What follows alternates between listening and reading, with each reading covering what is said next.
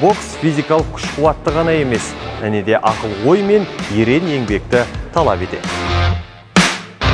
Ал енді осы спорт түрі туралы толыққанды білгіңіз келсе, алдағы уақытта бізбен бірге болыңыздар.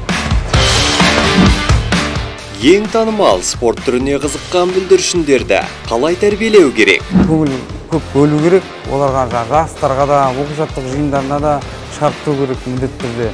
Жас кезінен қызықтырмасақ, оны ертең ересек боксқа келмейді олар.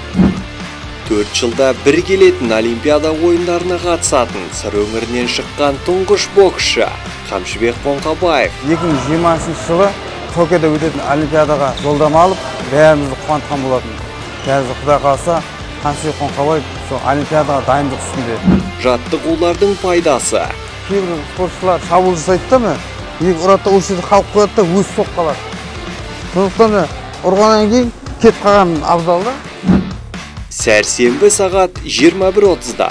Қорғандың өткіздің қапталдан ұруға бар. Ол қапталдан ұруға бар. Бокс. Жіберіп алмаңыздар.